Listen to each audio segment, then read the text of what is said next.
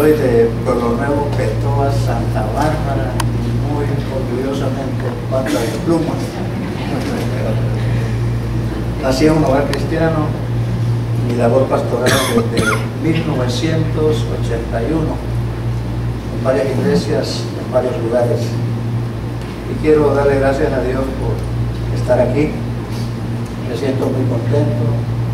He aprendido a quererles.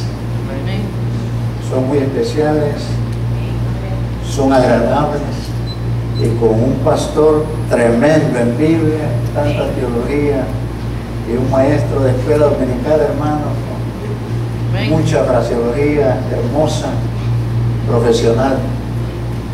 Mi esposa siempre ha sido un termómetro en mis mensajes, y siempre cuando termino el mensaje vamos a platicar. Pero hoy, hermano, le dio ese Chiquintunga. No sé. Chikungunya. Y está con una fiebre tremenda. Pobrecita, no puede ni pararse. Es terrible. Yo creo que oremos para que el Señor le dé paz en medio de esa crisis que está pasando. Yo quisiera invitarles, hermanos, a que usen su Biblia conmigo. Y vamos a ir al libro de Hebreos. El libro de Hebreos, en el capítulo 5.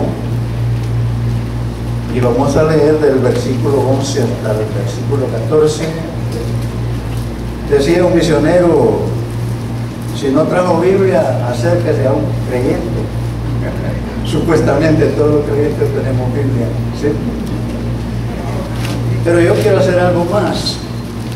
A mí me gusta que me acompañen en la lectura y suplicarles, molestarles que se pongan de pie un momentito conmigo, para que juntos, pausadamente, no se adelante nadie, en unísonos, podamos leer este pasaje. Hebreos capítulo 5, versículo 11 al 14, y leámoslo.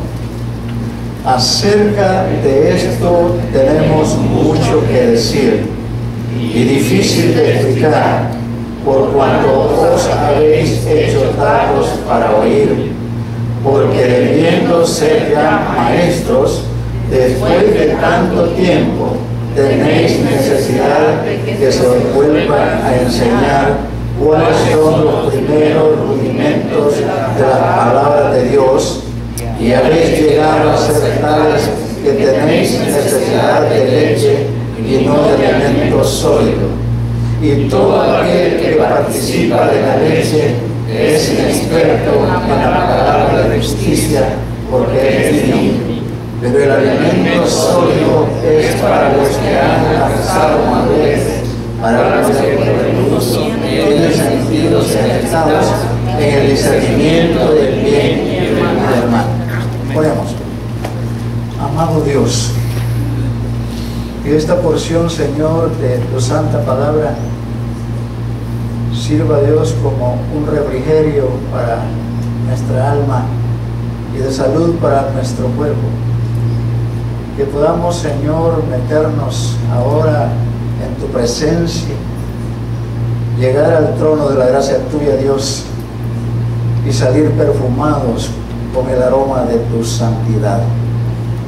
Bendícenos de principio a fin, que podamos entender, Señor, lo que el Espíritu Santo quiere decir a nuestro espíritu, que podamos atesorarlo.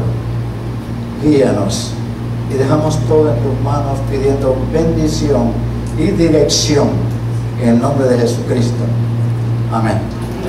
Puede sentarse, hermano. Es un pasaje muy hermoso y hay varias cosas ahí que como tema hemos puesto 4 advertencias del gran peligro de caer en la inmadurez espiritual. Y si analizamos el pasaje, podemos observar en el versículo 11, tenemos la primera advertencia. Versículo 11. Una persona se vuelve inmadura porque se ha hecho tarde para oír. ¿Qué dije? Que una persona se vuelve inmadura porque se ha hecho tardo para oír. El versículo 11. La Biblia dice así: acerca de esto tenemos mucho que decir y difícil de explicar por cuanto os habéis hecho tardos para oír. El versículo 12, una persona se vuelve inmadura porque se ha negado a crecer. Mira lo que dice el versículo: porque debiendo ser ya maestros, después de tanto tiempo, que es la palabra que me llama la atención, después de tanto tiempo, todavía que no hay crecimiento, por lo tanto se ha negado a crecer. Y el versículo 13 nos da la tercera advertencia cuando dice que una persona se vuelve inmadura por falta de conocimiento de la palabra de Dios. Y es el versículo 13: y todo aquel que participa de la leche es que inexperto en la palabra de justicia, porque es, y aquí el calificativo que da es un niño, un bebé. La cuarta advertencia, hermanos, versículo 14: una persona se vuelve inmadura por no ejercitar sus sentidos mentales y espirituales. El versículo dice así: pero el alimento sólido es para los que han alcanzado ¿qué? Madurez, para los que por el uso tienen los sentidos ejercitados, desarrollados en el discernimiento del bien y del mal. Vamos a empezar con la primera advertencia, hermano, esta mañana, y he estado aprendiendo mucho acá, versículo por versículo.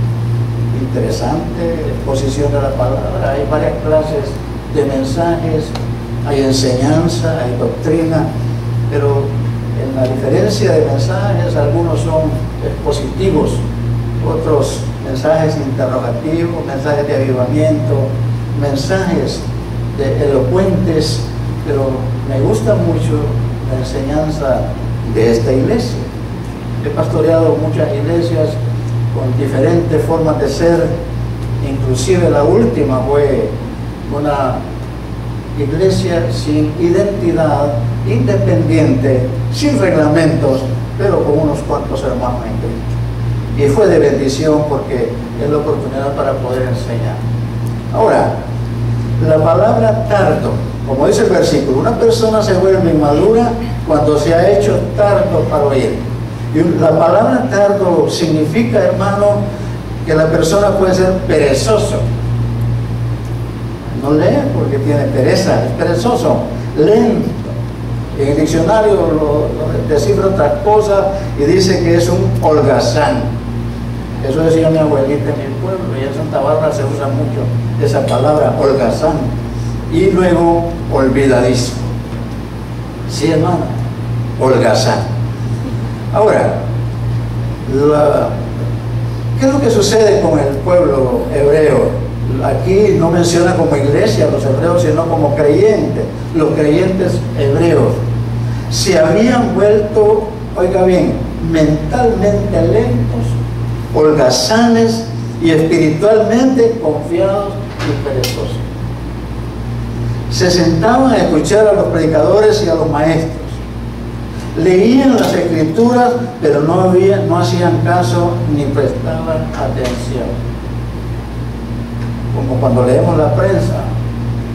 Qué poco nos interesa la prensa, que a veces la agarramos de la última página para atrás. Ahora, la mente de cada uno de ellos divagaba y no querían hacer un esfuerzo por centrarse en los estudios. Mi hijo es también un siervo de Dios. Ahora es director de un seminario hispanoamericano en Denver, Colorado, y está terminando sus últimas materias para el doctorado en teología. Pero ¿por qué lo menciono? Porque de pequeño llegaba de la escuela y lo primero que hacía era tirar su camisa, agarraba sus cuadernos, prendía el televisor y se ponía a hacer las tareas. Y le digo, ¿por qué prendes el televisor? Porque no puedo estudiar sin oír bulla. cualidad. ¿Cómo se concentra usted en las cosas de Dios? Cuando está leyendo. Cuando está leyendo un pasaje de la Escritura, ¿pone música? O sencillamente usted se concentra, agarra su lápiz, agarra su libreta y empieza a escudriñar a través de la ayuda del Espíritu Santo el contenido de la palabra.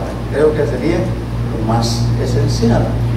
Ahora, pero ellos, hermanos, divagaban y no querían hacer un esfuerzo por concentrarse en estudiar. Tiene que oír y concentrarse la persona que va a escuchar la palabra de Dios, como dice el versículo, hechos tardos para oír. Entonces yo entiendo lo siguiente, que una persona tiene que oír y concentrarse y meditar y oír y analizar la palabra de Dios. Pero antes, si una persona va a comprender la palabra de Dios, tiene que estudiarla, tiene que leerla, concentrarse, leer, meditar y analizar, leer, tomar notas, leer y memorizar. Ese ha sido mi sistema, hermano, desde que conocí a Cristo como mi Salvador personal. Y un detalle interesante, hermanos, es lo siguiente, y hago preguntas. Cuando habla de memorizar, ¿cuántos versículos usted tiene en su mente grabados, memorizados? He llegado a la conclusión de que me sé más o menos unos 500. ¿Cuántos sabe usted? Y algunos no saben ninguno, solo San Juan 3:16, ¿verdad? Porque de tal manera que, vamos a ver, ¿lo saben? Porque de tal manera amó Dios al mundo que ha dado a su Hijo unigénito, para que todo aquel que en él crea no se pierda, mas tenga vida eterna. Pero ¿qué dice Marcos 17:5? Vamos a ver si lo saben. Es una trampa. Marcos 17 no existe. Ahora, hermano, no solo al leer podemos comprender la palabra de Dios. Cuando estamos en la iglesia como ahora, así como ustedes están oyendo al predicador, tiene que oír y concentrarse. Qué bonito, ahorita todos están concentrados, queremos ver cómo predica el hermano, cómo enseña, están concentrados, están curiosos, hermanos. Pero dice, concentrarse, oír y meditar. Oír y analizar, oír y tomar notas. Me agrada cuando suenan las libretas, cuando veo un lápiz en la mano tomando notas, y siempre cuando pastoreé, esa era mi idea, de que todos anotáramos lo que es la predicación, pero mal acostumbré a algunas iglesias a darles el bosquejo siempre. Nada anotaban. No lo leo porque lo está leyendo, es lo que decían las personas. Oír, tomar notas, oír y memorizar. Vamos a unos cortos pasajes, hermanos, porque el tiempo creo que va a ser difícil para mí. Vamos a Jeremías 4:22. Ahora la manera también de obviar esta palabra. Jeremías capítulo 4. En el versículo, hermanos, 22, miren lo que enseña la palabra de Dios ahí. 4:22 dice de la siguiente manera: porque mi pueblo, ¿qué dice? Ya lo oyeron algunos, hermanos. Ahí después de los salmos encuentra Isaías, Proverbios, Cantares, y llega luego a Isaías y después viene Jeremías. Porque mi pueblo, ¿qué dice? Es necio. No me conocieron. Son hijos que, hermanos, ignorantes y no son entendidos, sabios para hacer el mal, pero hacer el bien no supieron. Cuando la palabra nos enseña, hermanos, aprendemos a hacer el bien, no el mal. Decía el hermano, no sé si, porque los dos años años muy precioso, que la palabra de Dios es una regla de oro, es una norma de conducta para nuestras vidas. Es la palabra de Dios la que nos indica cómo debemos de vivir, lo que debemos de hacer y cómo debemos de actuar. De hecho, necesitamos ser edificados por la misma palabra. Ahí mismo en Jeremías 5, Jeremías 5:21 al 24. Vamos a ver qué dice ahí. 5, 21 al 24. Dice, oíd ahora esto. Pueblo que necio y sin corazón, que tiene ojos y no ve, que tiene oídos y no oye. ¿A mí no me temeréis? Pregunta, ¿a mí no me temeréis? Dice Jehová. ¿No os amedrentaréis ante mí, que puse arena por término al mar, por ordenación eterna, la cual no quebrantará? Se levantarán tempestades, mas no prevalecerán. Bramarán sus ondas, mas no la pasarán. No obstante, este pueblo que dice en el versículo 23, este pueblo tiene corazón falso y rebelde. Tremendo. Esas palabras del profeta para el pueblo de Israel.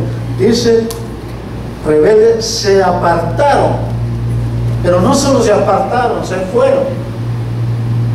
Se alejaron, abandonaron al pueblo de Dios. Y hay tantos pasajes, hermanos, que solo vamos a ir al Salmo 49:20. Salmo 49:20. Otro pasaje que es un reto para nuestra vida. 49, versículo 20 dice, el hombre que está en honra y no entiende, semejante es que, oigan hermano, a la bestia dice, que perece. ¿Qué repertorio, hermanos, de cosas que Dios está diciendo acerca, a través de los profetas, al pueblo de Israel, porque es un pueblo rebelde?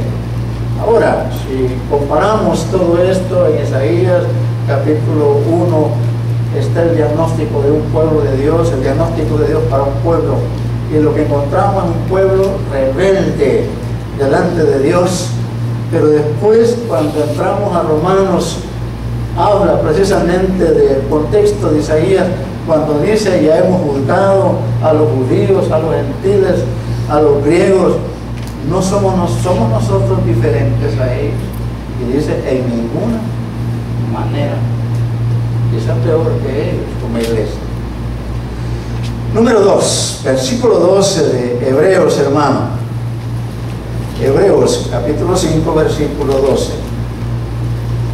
Dice la palabra ahí, porque debiendo ser ya maestros, después de tanto tiempo tenéis necesidad de que se os vuelva a enseñar cuáles son los primeros rudimentos de la palabra de Dios, y habéis llegado a ser tales que tenéis necesidad de leche y no de alimentos sólidos.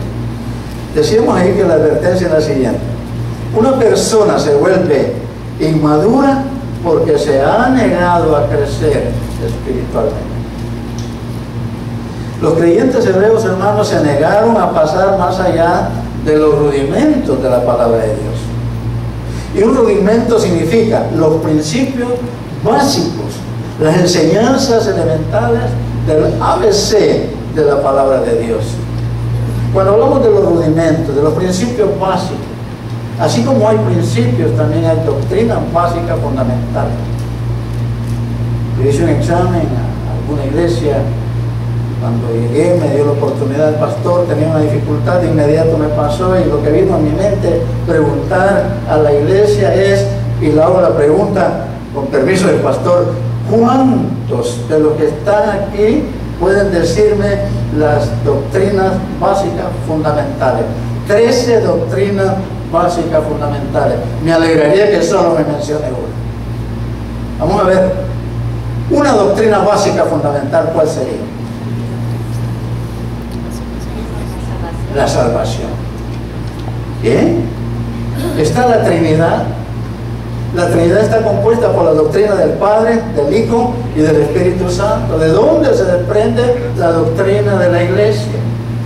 ¿De dónde se desprende la doctrina de Satanás? Y todas esas cosas son las doctrinas básicas fundamentales que todos nosotros debemos de saber. Por eso dice, una persona se vuelve inmadura porque se ha negado ¿a qué? A crecer espiritualmente. Los rudimentos, ¿qué significa cuando habla de rudimentos? Significa los principios básicos de las enseñanzas elementales de la palabra de Dios. Son enseñanzas básicas las siguientes. Una persona debe saber de la salvación y el crecimiento espiritual. Enseñanzas como de que una persona debe ser salva al creer y recibir a Jesucristo como único y suficiente Salvador, y debe vivir una vida justa y piadosamente. La situación entre los creyentes hebreos era trágica, como la palabra lo describe. Eran enanos espirituales, deformes y además subdesarrollados. Un pueblo que no se prestó a hacer la voluntad de Dios, un pueblo rebelde siempre, un pueblo difícil, un pueblo que tentó tanto a Dios que se alejó de Dios, y Dios tuvo que tomar medidas muy serias con ellos. Debían de haber sido maestros, es decir, dar testimonio de Cristo, transmitiendo el mensaje glorioso de Jesucristo a sus amigos, a sus vecinos, a sus compañeros de trabajo, pero no lo hacían. Y esto viene en aplicación para nuestra iglesia también. Nosotros tenemos que dar testimonio del mensaje de la salvación, las buenas nuevas de salvación. ¿Cuántos vecinos nos rodean? ¿Cuántos compañeros de trabajo? ¿Cuántos amigos? ¿Y cuántas personas nos rodean? Les hemos hablado de Cristo. Ellos saben que somos por lo menos creyentes. Saben que ahí vive fulano de tal, que es un hijo de Dios, y a los líderes, que es un líder en la iglesia. Y todos esos detalles. Yo recuerdo en el seminario, hermano, cuando estábamos en prueba de cómo elegir a las autoridades de la iglesia. Una de las cosas, y estudiando lo que dice el libro aquel, refinemos la perspectiva de la iglesia, llegamos a la conclusión que la mejor manera de elegir los miembros líderes de la iglesia es yendo a los vecinos y preguntarle: ¿conoce a fulano de tal? Sí, es mi vecino. Quiero que sepa que la iglesia tiene la idea de nombrarlo anciano o diácono o como quieran, superintendente de escuela dominical. ¿Qué me dice usted de ese vecino? ¿Cree que es una persona apta para que se cargue? El vecino le va a decir: bueno, yo lo que oigo ahí son pleitos. Yo lo que oigo ahí es que él ni saluda cuando sale. No lo conozco porque nunca he podido verlo. Y la otra es su esposa, si es varón al que va a elegir. La esposa sabe, hermano, quién es fulano de tal, como su esposo. Y ella puede decir: por favor, no me le dé ese cargo a mi esposo. Él es un tesoro, aquí es una cosa y en la iglesia es otra cosa. ¿Y qué con los hijos? ¿Qué van a decir los hijos si su papá es apto para desempeñar el cargo? Ahora, hermano, no lo quiero meter en lío, ni le voy a decir nada a su esposito allá cuando llegue y diga: te felicito porque eres un buen siervo de Dios. El detalle, hermano, es el siguiente: ¿por qué eran inmaduros? Tan inmaduros que ellos mismos necesitaban que alguien les enseñara nuevamente los rudimentos de la palabra. Yo creo que todos los que desempeñamos un cargo de liderazgo en la iglesia, hermanos, debemos tener conocimiento de la palabra de Dios. Un día como líderes vamos a tener que enseñar a los que están debajo de nosotros como un grupo de discípulos queriendo saber de la palabra de Dios. ¿Y qué es lo que van a aprender? Cosas que usted dice que debemos de dar a conocer lo que sabemos. No podemos dar a conocer lo que no sabemos. Pensamiento: ¿cuántas personas han confesado a Cristo y nunca han crecido en la iglesia? La pregunta sería: ¿cuántos años hace que usted conoció a Cristo como el Salvador de su vida? La pregunta. Y luego otra pregunta sería: ¿profesaron a Cristo años atrás y han seguido siendo bebés, ignorando las Escrituras? Y en Mateo hay un pasaje que dice: erráis ignorando las escrituras y el poder de Dios. ¿Por qué ignorar las cosas espirituales? Tantos años, imagínense, tantos años de haber conocido a Cristo, cero crecimiento en 3, 5, 10, 20, 30 y así hasta 50 años, cero testimonio, cero evangelismo y cero liderazgo. Recuerdo cuando acepté pastorear una iglesia, lo primero que llevé fue un manojo de cosas importantes, pero una hoja que decía: ganemos una persona para Cristo en un año. Una persona para Cristo en un año. La pregunta es: ¿cuántas personas ha ganado usted para Cristo? ¿A cuántas personas ha discipulado? Mi sorpresa es que llegamos al mes de junio y tenía el examen. ¿Cuántos han ganado una persona para Cristo? De los que recibieron la hoja, una persona dijo: he ganado 2. De ir 0 el resto de la iglesia. Llegamos a noviembre y resulta que todavía nadie había ganado una persona para Cristo en todo el año. Yo le dije: bueno, si llegamos a diciembre y nadie ha ganado una persona para Cristo, entonces usted acepte a Cristo como su Salvador personal. Gane una persona para Cristo, a usted mismo, porque no ha hecho una decisión sincera para contigo. Trágicamente, esta es la vida espiritual de muchas personas en las iglesias. Primera de Corintios, vamos.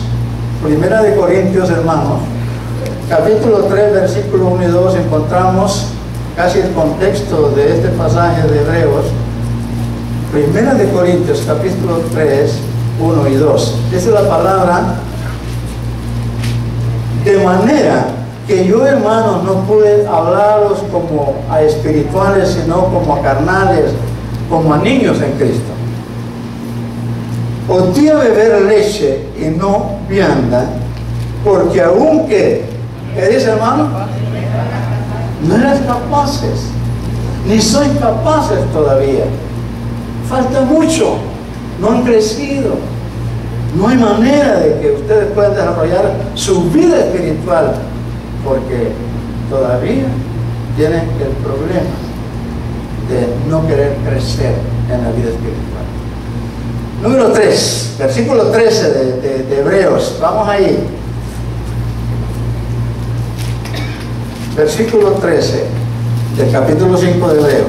Una persona se vuelve inmadura por falta del conocimiento de la palabra.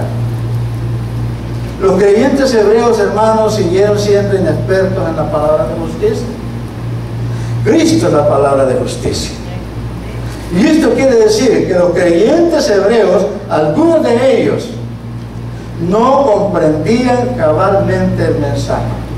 Ellos no comprendían y no habían experimentado de Jesucristo. La palabra inexperto significa que no tienen experiencia.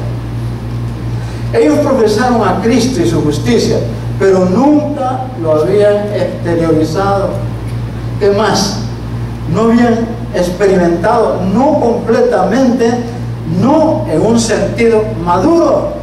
Conocían al Señor, pero no sabían mucho del Señor Jesucristo. Tengo un nieto, hermano, futbolero, le llamo yo, porque como le gusta el fútbol. Su papá es Motagua, lo digo para que vea. Pero él se ha hecho limpio. Entonces le pregunta, como el papá se enoja por el otro equipo, le pregunta: ¿y usted de qué equipo es? Dice: soy Olimpia de corazón y Motagua por encimita. ¿Verdad?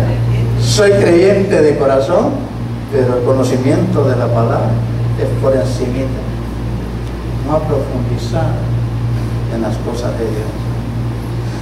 Cristo es la palabra de justicia, y esto quiere decir que los creyentes hebreos, algunos de ellos, no comprendían cabalmente el mensaje de la palabra de justicia. La palabra inexperto significa que no tiene experiencia, y ellos profesaron a Cristo y su justicia, pero nunca lo habían exteriorizado ni experimentado. Note lo que dice el versículo 13: todo aquel que participa de la leche es inexperto en la palabra de justicia, porque es un niño. Y aunque esta persona sea miembro de la iglesia, él es un bebé. En la iglesia tenemos muchos bebés, no han crecido espiritualmente. Filipenses 3:9, vamos a ir. Me avisan del tiempo porque yo aquí no alcanzo a ver.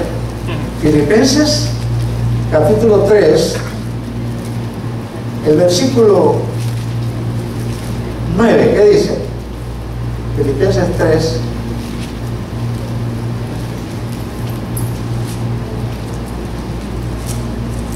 Creo que me arrancaron las páginas de la Biblia.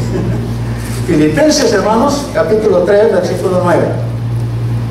Dice de la siguiente manera: y ser hallado en él, no teniendo mi propia justicia, que es por la ley, sino la que es por la fe de Cristo, la justicia que es de Dios por la fe.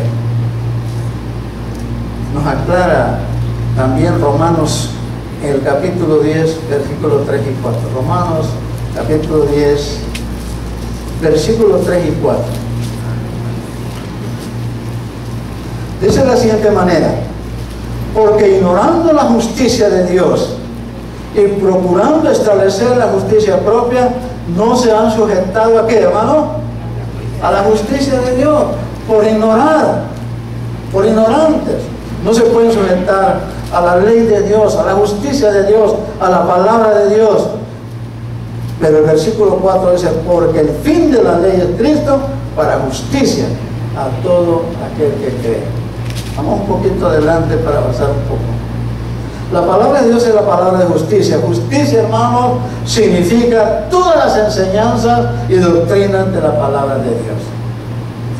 Es la Biblia la que nos enseña todo acerca de Dios. Cristo es el hombre, la vida, el mundo y cómo llevar una vida justa y religiosa. La palabra de Dios nos enseña, nos hace discernir entre las cosas del mundo y las cosas de Dios. La justicia, hermanos, es la que verdaderamente hace en nosotros un camino que nos lleva hacia las verdades espirituales. Y luego es la Biblia la que nos enseña todo acerca de Dios. Piense un momento en Dios cuán vasto es, cuán glorioso y majestuoso es. Piense cuánto estudio y cuánto tiempo tomaría estudiar o interiorizar la palabra de Dios. Nunca podemos darle fin a la palabra porque es infinita. Un hombre finito no puede ver lo inmenso, lo vasto de las cosas de Dios. Pero si podemos, hermanos, tener el conocimiento básico, fundamental de lo que es la vida espiritual de la iglesia. Nosotros sabemos, hermanos, cuándo necesitamos tener más conocimiento, cuándo profundizar, cuando verdaderamente le demos tiempo a Dios, vamos a entender las cosas de Dios. Dejemos que el Espíritu Santo nos inunde y que el Espíritu Santo nos guíe. Dice que el Espíritu de Dios habla ¿a quién? A nuestro espíritu. Y es el Espíritu Santo, hermano, que nos va renovando, nos va transformando, nos va convirtiendo. Una de las cosas que yo siempre he enseñado cuando hemos hecho campañas, cuando hemos dado un mensaje de evangelismo, empezamos ahí con los versículos que hay en San Juan 3:3 que dice: de cierto, ¿qué dice? Os digo, que el que no naciere de nuevo no puede entrar en el reino de los cielos.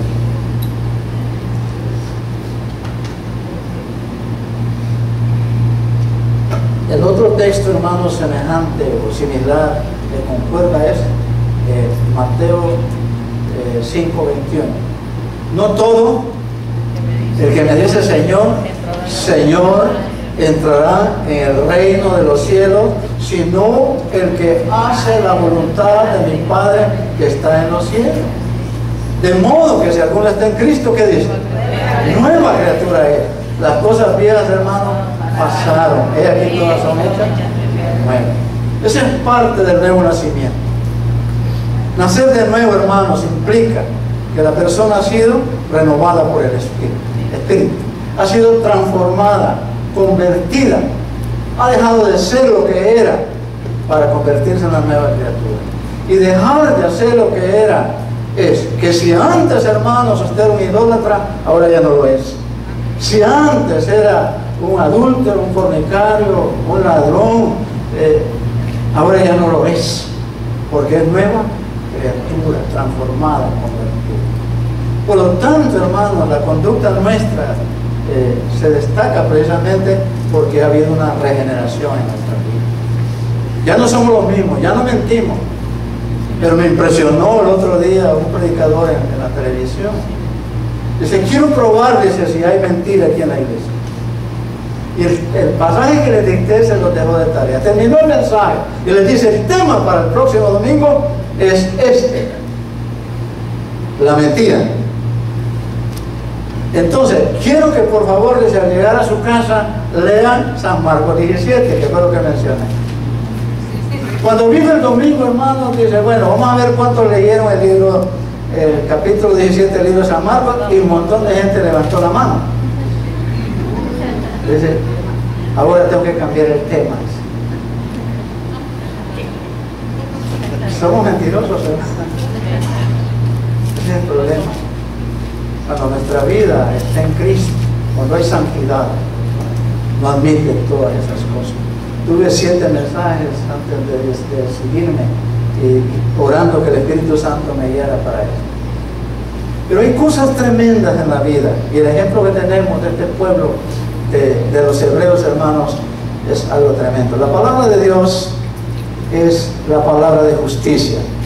No estaban, oiga bien, los creyentes de los hebreos no estaban dispuestos a estudiar ni a aprender de la palabra de justicia.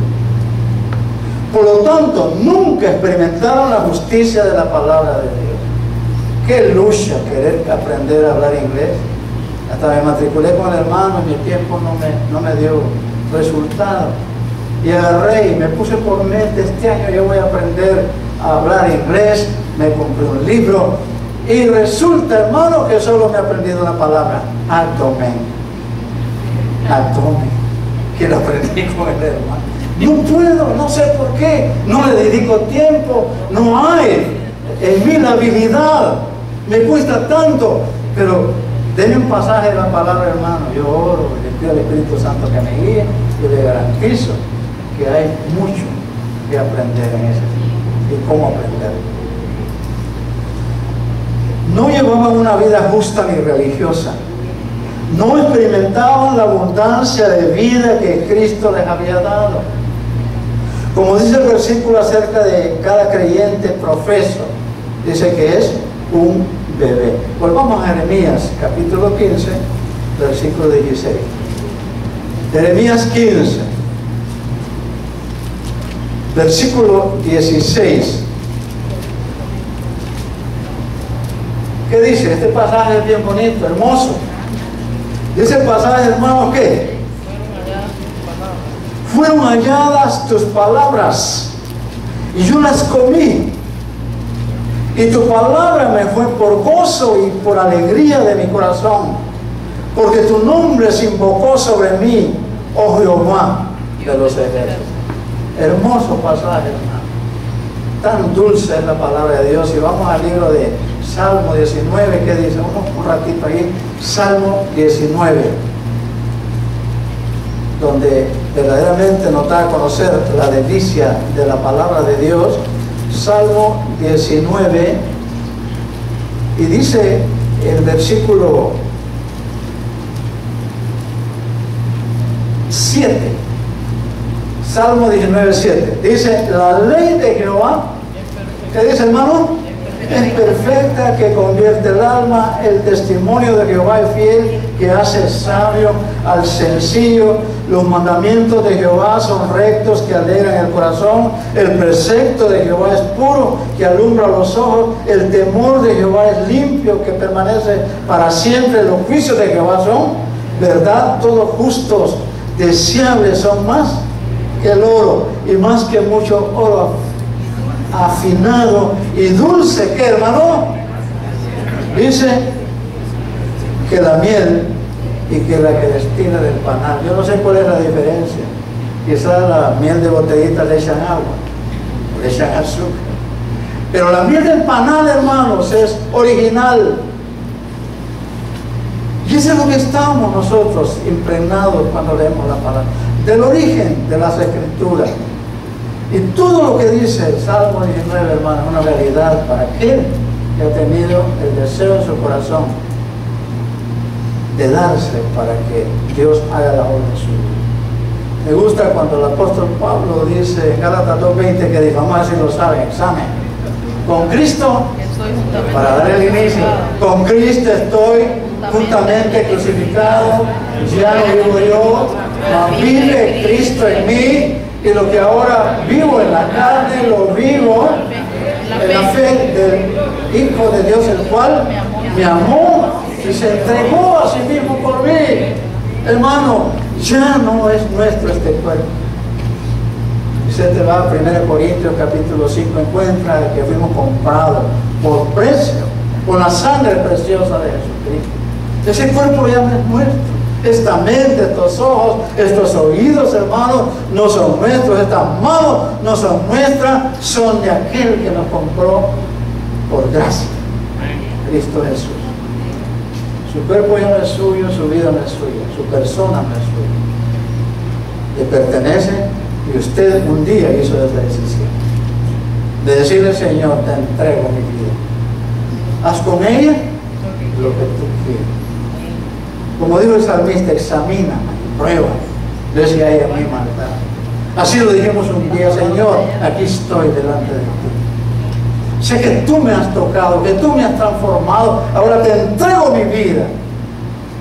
Usted ve el relato del profeta Isaías cuando se presentó delante de Dios, dice que se halló inmundo, vivía en un pueblo inmundo, de labios inmundos, y pidió que él le quemara los labios.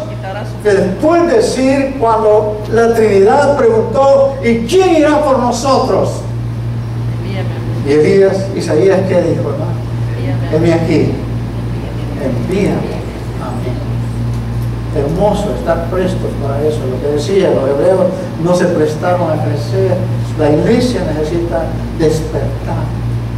La iglesia necesita saber y aplicar lo que dice la palabra de Dios en 1 Pedro 2:9, cuando está diciendo, vosotros sois ¿qué?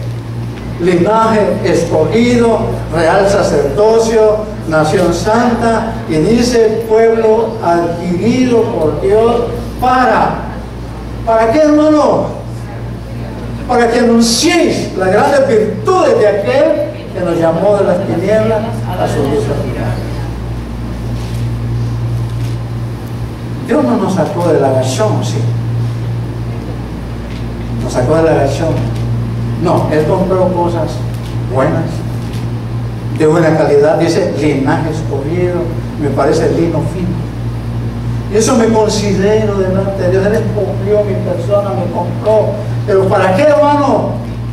Usted no compra un reloj para guardarlo y estarlo viendo, contemplándolo, cuidándolo. No compró sus camisas para guardarlas, no compró sus zapatos para guardarlos, los compró para usarlos. Y por eso Dios nos ha comprado, para que seamos luz en el mundo, sal para la tierra. A Faraón dijo, no es un pasaje evangelístico, pero muchos lo toman en la misión: a la verdad yo te he puesto para mostrar en ti mi poder y para que mi nombre sea anunciado en toda la tierra. Ojalá que salgamos con el deseo de ir a evangelizar.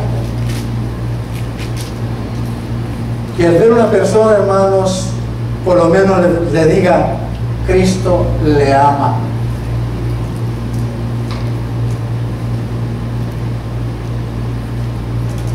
recién convertido, quise evangelizar al muchacho que cuidaba los carros en el estacionamiento.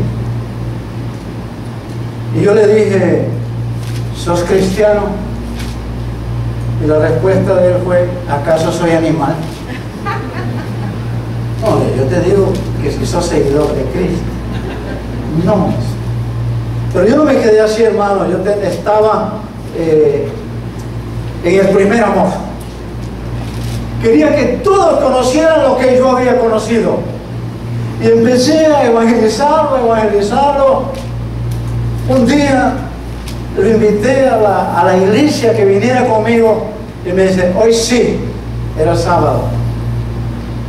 Nosotros salíamos del trabajo a mediodía y en la tarde era libre. Yo digo, yo voy a pasar por ti a las 5 de la tarde. Y yo llegué, hermanos, y cuando llegué no estaba, sino el compañero, y le digo, ¿dónde está fulano? Me dice, no se da cuenta. Cuando salió de aquí, me dice, iba pasando por una cantina y unos borrachos estaban disparando y lo mataron. ¡Qué tremendo! No tuve el tiempo de ir. Tal vez ese día hubiera sido el momento de recibir a Jesús como el Salvador de su vida. Termino con la ilustración verídica que me tocó vivirla en San José de Colina. Había una mujer que la conocí por largo tiempo desde la niñez, bajita, Jesucita, le decían. Y su hijo vino y me dice, vaya, mi mamá lo conoce, está muriendo. Y cuando llegué le digo, ¿qué pasa, doña Jesús? Me estoy muriendo. Bueno, es la oportunidad, le digo, si usted se está muriendo, que reciba a Jesucristo como Salvador para que se vaya con Él. Y me dice, a mí no me hables de religiones ni de Cristo. Así como nací, así me voy. Y rechazó la palabra de Dios. Hágase la pregunta, imaginario, ¿dónde está su alma? Dice, el que tiene al Hijo, tiene la vida. El que no tiene al Hijo de Dios, no tiene la vida. Y estas cosas están escritas para que sepáis que tenéis vida eterna. Y esa vida está en su Hijo. No sé si hay personas esta mañana que no tengan al Hijo en su corazón, que no han recibido a Cristo como su Salvador. Una cosa es cierta, usted no sabe cuándo va a morir, ni sabe cuándo Cristo viene por su iglesia. Y debemos estar preparados. Si me muero hoy teniendo a Cristo en mi corazón, yo me voy con Cristo. Pero si no, la palabra dice, el que cree será salvo, el que no, será condenado. Yo quisiera que oráramos y que cierren sus ojos. Examínense. Si le tocara morir al instante, al momento, no sabemos cuándo. Pero usted sabe que hay una oportunidad en vida. Y esa oportunidad quizá sea hoy para la vida suya. Usted no sabe el futuro. Pero usted puede hacer una decisión por Cristo. Dígale, Jesús, he oído tu palabra. Yo creo que tu palabra es verdad. No quiero ir al infierno. Quiero ir al cielo para estar contigo. Esta mañana me arrepiento de mis pecados. Te pido perdón por mis pecados. Perdóname, Señor. Ayúdame. Quiero recibirte como el Salvador de mi vida. Éntrame en mi corazón. Sálvame. Si alguien siente que estas palabras son una realidad en su vida y haya pensado así o haya repetido conmigo, y quiere tomar la decisión de recibir a Cristo como el Salvador de su vida, levante su mano para identificarse de que usted quiere recibir a Cristo como el Salvador de su vida. Hay alguien esta mañana, amigos que han llegado, que tal vez no han conocido a Cristo como el Salvador de su vida, pero esta mañana quieren hacerlo, aprovechando esta oportunidad que Dios les está dando. Alguien quiere hacerlo. Alguien recibe a Cristo como Salvador de su vida. Dice que la palabra no regresa así. Señor, te pido que bendigas a cada hermano, a los amigos. Ayúdale, Dios, a entender que hay una oportunidad de escaparse de la condenación. Gracias por este tiempo, Señor. Gracias por la meditación. Que tu palabra, Dios, entre a lo más profundo de nuestra vida. En Cristo Jesús lo pedimos. Amén. Dios les bendiga, hermanos. Bendiciones.